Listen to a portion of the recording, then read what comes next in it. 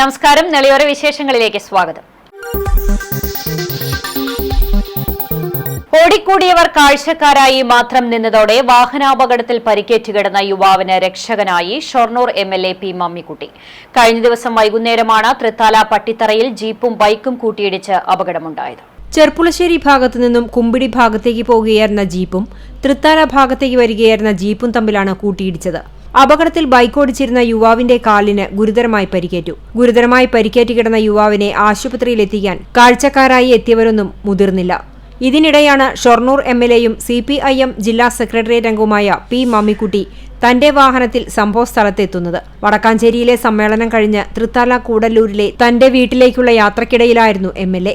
കൂടി നിൽക്കുന്ന ആളുകൾക്കിടയിൽ പരിക്കേറ്റ് കിടക്കുന്ന യുവാവിനെ കണ്ടതോടെ ഉടൻ തന്നെ അദ്ദേഹം തന്റെ വാഹനത്തിൽ ആദ്യം കുമ്പിടിയിലെ സ്വകാര്യ ആശുപത്രിയിലേക്കും പിന്നീട് വിദഗ്ധ ചികിത്സയ്ക്കായി മറ്റൊരു ആശുപത്രിയിലേക്കും കൊണ്ടുപോയി. തന്റെ മുഴുവൻ തിരക്കുകളും മാറ്റിവെച്ചാണ് MLA യുവാവിന്റെ ജീവൻ രക്ഷാ ദൌത്യത്തിന് ഇറങ്ങിത്തിരിച്ചത്. കാഴ്ചക്കാരായി ആളുകളും നിരവധി വാഹനങ്ങളും ചുറ്റുമുണ്ടായിട്ടും പരിക്കേറ്റ ആളെ അതിവേഗം ആശുപത്രിയിൽ എത്തിക്കാത്തതിലുള്ള നീരസവും പി മമ്മിക്കുട്ടി MLA പ്രകടിപ്പിച്ചു. CCTV news Thrithala. ബംഗളൂരുവിൽ തൃത്താല സ്വദേശിയായ ലോറി ഡ്രൈവറെ തലയ്ക്കടിച്ച് കൊലപ്പെടുത്തിയ സംഭവത്തിൽ സഹപ്രവർത്തകനായ പ്രതി പിടിയിൽ. കാസർകോട് രാജാപുരം പനത്തടി സ്വദേശി മുണ്ടൂർ വീട്ടിൽ ജോസഫ് ജോണാണ് പോലീസ് പിടിയിലായത്. ബംഗളൂരുവിൽ വെച്ചാണ് ജോസഫ് ജോൺ സഹപ്രവർത്തകനായിരുന്ന ലോറി ഡ്രൈവർ തൃത്താല ഞാങ്ങാട്ടിരി താഴത്തേതിൽ വീട്ടിൽ 26 വയസ്സുള്ള മുഹമ്മദ് മുബാറക്കിനെ തലയ്ക്കടിച്ച് പരിക്കേൽപ്പിച്ചത്. ഗുരുതരമായി പരിക്കേറ്റ് ചികിത്സയിൽ കഴിയുകയായിരുന്ന മുബാറക് കഴിഞ്ഞ ദിവസം പുലർച്ചെ തൃശൂർ മെഡിക്കൽ കോളേജ് ആശുപത്രിയിൽ വെച്ച് മരിക്കുകയായിരുന്നു. കഴിഞ്ഞ നവംബർ 4 രാത്രിയിലാണ് മുഹമ്മദ് മുബാറക്കിനെ സഹപ്രവർത്തകനായ ജോസഫ് ജോൺ തലയ്ക്കടിച്ച് പരിക്കേൽപ്പിച്ചത്. തമിഴ്നാട് നിന്നും ബംഗളൂരിലേക്ക് സാധനങ്ങൾ കൊണ്ടുപോകുന്ന ഹെവി ലോറിയുടെ ഡ്രൈവറായിരുന്നു മുബാറക്. ഇതേ കമ്പനിയിൽ തന്നെയായിരുന്നു ജോസഫ് ജോണും ജോലി ചെയ്തിരുന്നത്. ലോറി യാത്രയ്ക്കിടെ ബംഗളൂരുവിലെ കൈത്തസാന്ദ്ര ടോൾ ബൂത്തിന് സമീപത്ത് വെച്ച് കമ്പനിയിൽ നിന്നും ശമ്പളം ലഭിക്കാൻ വൈകുന്നതുമായി ബന്ധപ്പെട്ട കാര്യങ്ങളിൽ ഇരുവരും തമ്മിൽ വാക്കേറ്റം നടന്നിരുന്നു. കുടിശ്ശിക നിൽക്കുന്ന ശമ്പളം ലഭിച്ച ശേഷം മാത്രം ലോറി തിരികെ കമ്പനിയിൽ ഏൽപ്പിച്ചാൽ മതിയെന്ന ജോസഫ് ജോണിന്റെ നിർദ്ദേശം മുബാറക് നിരസിക്കുകയും ഇതിനെച്ചൊല്ലി ഇരുവരും വാക്കേറ്റത്തിൽ ഏർപ്പെടുകയുമായിരുന്നുവെന്നാണ് സൂചന. വാക്കേറ്റത്തിനൊടുവിൽ ജോസഫ് ജോൺ മുഹമ്മദ് മുബാറക്കിന്റെ തലക്കടിച്ച് പരിക്കേൽപ്പിക്കുകയായിരുന്നു. വിവരമറിഞ്ഞ ബംഗളൂരു പോലീസ് മുബാറക്കിനെ തൊട്ടടുത്തുള്ള ആശുപത്രിയിൽ എത്തിച്ചു. തുടർന്ന് നാട്ടിൽ നിന്നുമെത്തിയ ബന്ധുക്കളും ബംഗളൂരുവിലെ സുഹൃത്തുക്കളും ചേർന്ന് ബംഗളൂരു മെഡിക്കൽ കോളേജ് ആശുപത്രിയിൽ പ്രവേശിപ്പിക്കുകയും ചെയ്തു. പിന്നീട് തൃശൂർ മെഡിക്കൽ കോളേജ് ആശുപത്രിയിലേക്ക് മാറ്റിയെങ്കിലും ജീവൻ രക്ഷിക്കാനായില്ല. സുലൈമാൻ സൽമ ദമ്പതികളുടെ മകനാണ് മുഹമ്മദ് മുബാറക്. തസ്ലീമ, പരേതനായ സൈനുൽ ആബിദ് എന്നിവർ സഹോദരങ്ങളാണ്. തുടർ നടപടികൾ പൂർത്തീകരിച്ച ശേഷം ജില്ലാ trauma care general secretary Shameer പട്ടാമ്പിയുടെ നേതൃത്വത്തിൽ ട്രോമ കെയർ ആംബുലൻസിൽ മൃതദേഹം ചൊവ്വാഴ്ച രാത്രിയോടെ നാട്ടിലെത്തിച്ചു. CCTV news Thrithala. സംസ്ഥാന പാതയിൽ നിർത്തിയിട്ട ടിപ്പർ ലോറിയുടെ പുറകിൽ കാറിടിച്ച് അപകടം, 2 പേർക്ക് പരിക്കേറ്റു.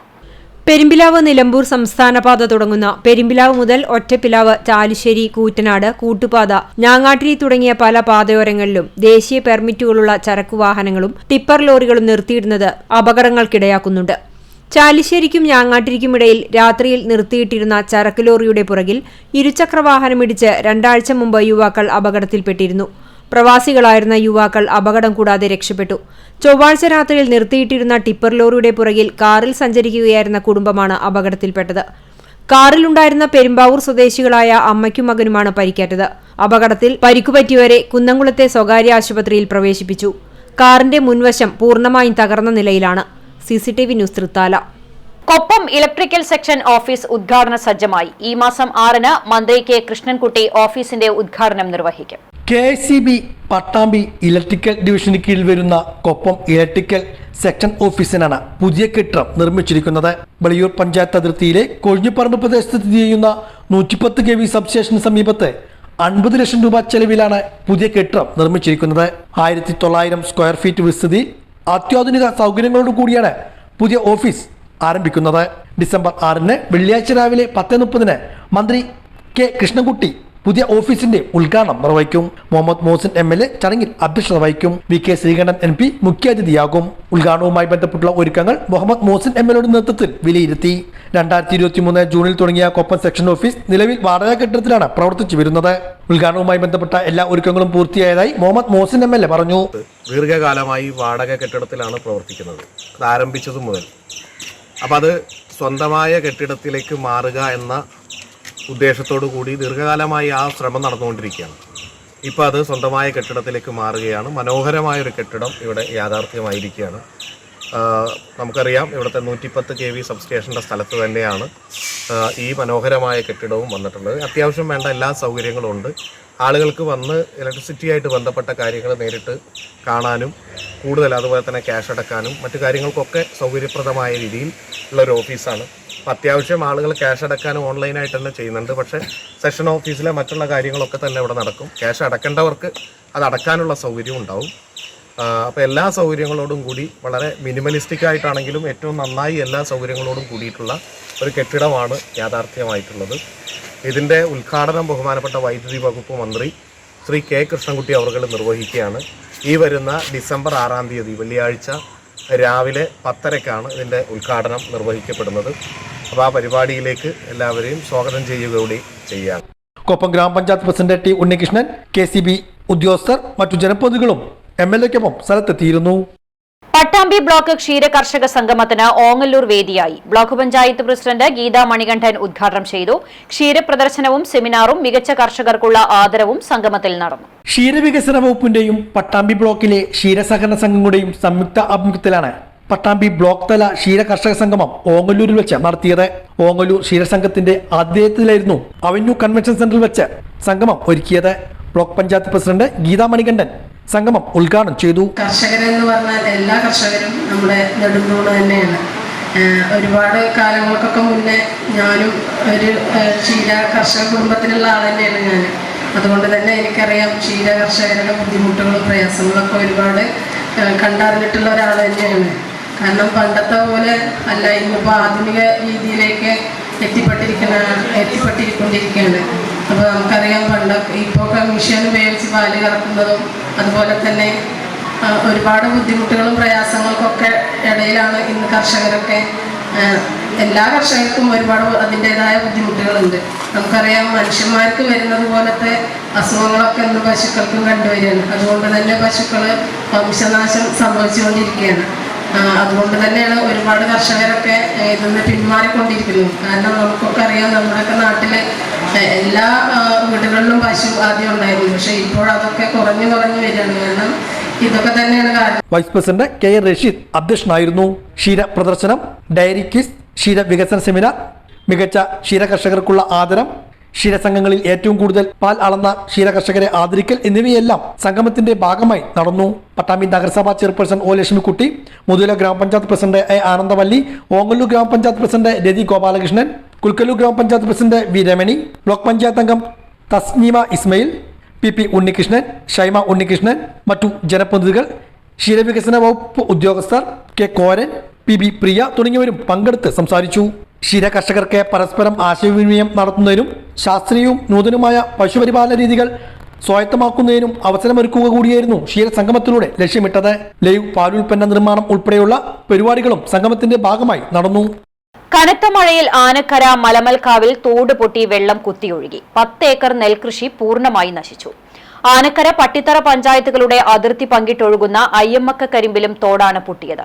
ഇതോടെ 60 ദിവസം മൂപ്പായ മലമൽക്കാവ് ചേരള പാടശേഖരത്തിലെ 10 ഏക്കർ നെൽകൃഷി വെള്ളത്തിൽ മുങ്ങി നശിച്ചു.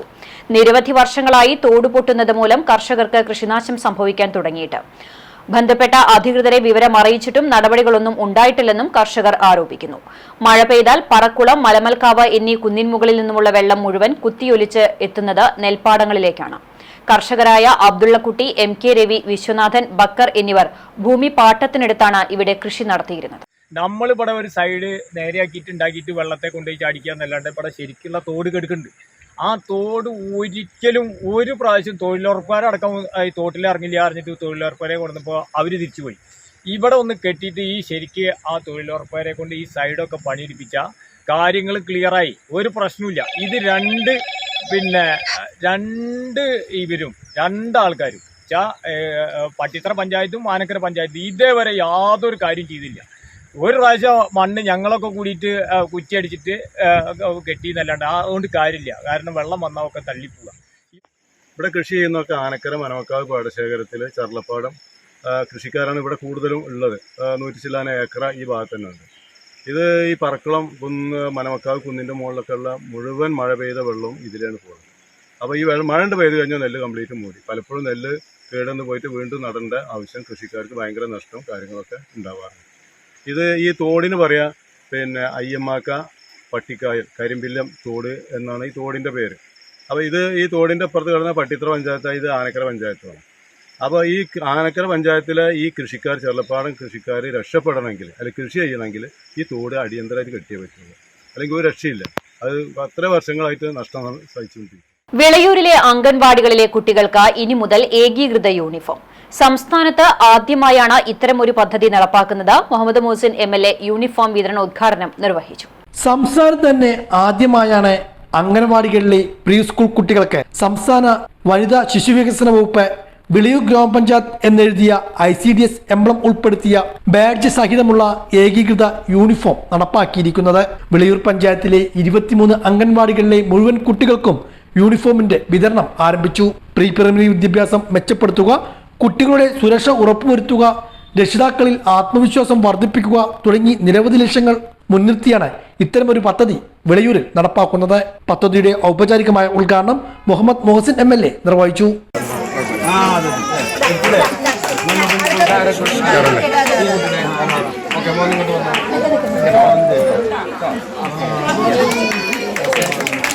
നേരത്തെ പല അംഗൻവാടികളിലും ഇത്തരത്തിലുള്ള യൂണിഫോമുകൾ പ്രൈവറ്റ് കക്ഷികളുടെ ഫണ്ട് ഉപയോഗിച്ചുകൊണ്ട് പലതരത്തിൽ ചെയ്തിട്ടുണ്ടെങ്കിലും ഒരു ഗ്രാമപഞ്ചായത്ത് ഒന്നാകെ ഒരു പ്രത്യേക രീതിയിൽ ഗവൺമെന്റ് തന്നെ വലിയ ഫണ്ടൊന്നുമല്ല, ചെറിയ ഫണ്ട് വെച്ചിട്ടാണെങ്കിലും വലിയ മാറ്റം ഉണ്ടാക്കുന്ന ഒരു പദ്ധതിയായിട്ടാണ് ഇത് ആവിഷ്കരിച്ച് നടപ്പിലാക്കുന്നത്.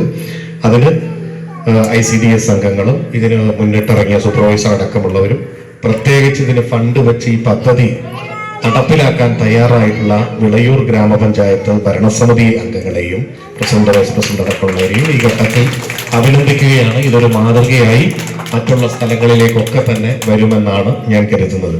വിളയൂർ കരിമ്പനത്തോട്ടം അംഗൻവാടിയിൽ വെച്ചായിരുന്നു ചടങ്ങ്. ഗ്രാമപഞ്ചായത്ത് പ്രസിഡന്റ് MK ബേബി ഗിരിജ ചടങ്ങിൽ അധ്യക്ഷയായിരുന്നു. Grama panchayat vice president KP Noufal, ICDS supervisor K Jayasree, സ്ഥിരസമിതി അധ്യക്ഷൻ AK Unnikrishnan, രാജ്യമണികണ്ഠൻ, Neeladi Sudhakaran, CDPO KA Bindu, K Sindhu, അമ്പിളി, ദിവ്യ വിജയൻ, P ലേഖ തുടങ്ങിയവരും പങ്കെടുത്ത് സംസാരിച്ചു. കക്കാട്രി മഹാവിഷ്ണു ക്ഷേത്രത്തിലെ ദേശവിളക്ക് മഹോത്സവം ഭക്തിനിർഭരമായ ചടങ്ങുകളോടെ ആഘോഷിച്ചു. രാവിലെ കുടിവെപ്പ്, വിശേഷാൽ പൂജകളും നടന്നു. വൈകിട്ട് 3-ന് കക്കാട്രി കല്ലേറ്റിക്കാവ് അയ്യപ്പ ക്ഷേത്രത്തിൽ നിന്നും പാലക്കൊമ്പ് എഴുന്നള്ളിച്ചു. രാത്രി 7-ന് ഭജനയ്ക്ക് ശേഷം തായമ്പക വിളക്കുപാട്ടുമുണ്ടായി. പുലർച്ചെ 3-ന് പുലിപ്പാട്ടിന് ശേഷം തിരിയൊഴിച്ചിൽ, വെട്ടുംതട, കനലാട്ടം എന്നിവയുടെ ദേശവിളക്ക് സമാപിച്ചു. വെള്ളടിക്കുന്ന് ഉണ്ണികൃഷ്ണ പണിക്കർ സ്മാരക വിളക്ക് സംഘമാണ് വിളക്ക് പാർട്ടി.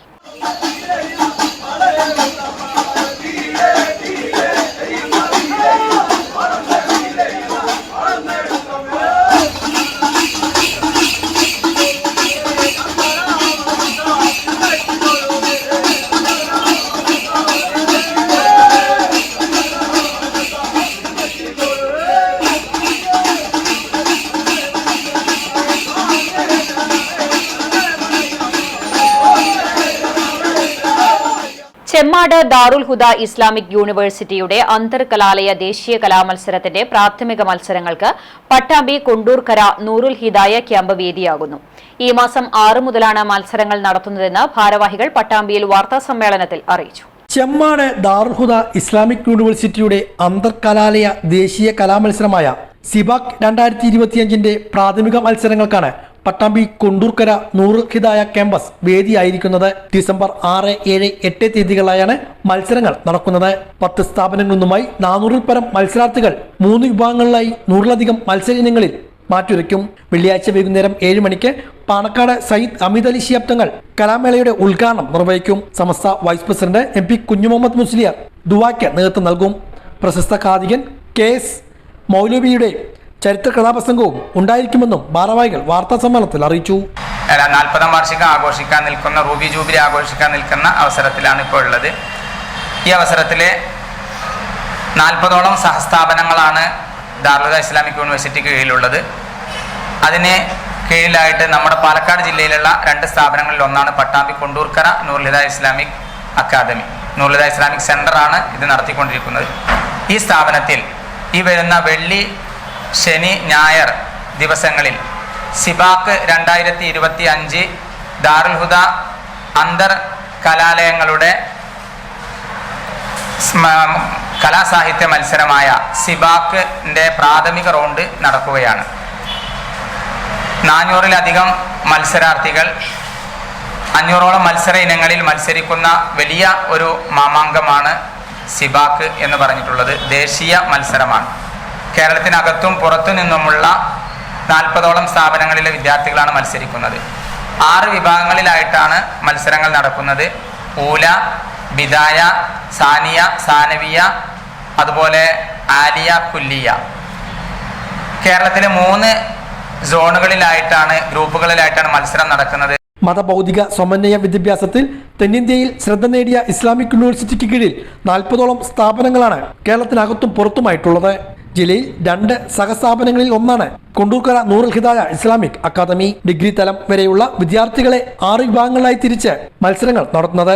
വ്യത്യസ്ത സോണുകളായി നടക്കുന്ന മത്സരങ്ങളിൽ 10 സ്ഥാപനങ്ങളിൽ നിന്നും ആദ്യ 3 വിഭാഗങ്ങളുടെ മത്സരങ്ങൾക്കാണ് കൊണ്ടൂർക്കര നൂറുൽ ഹിദായ വേദിയാകുന്നത്.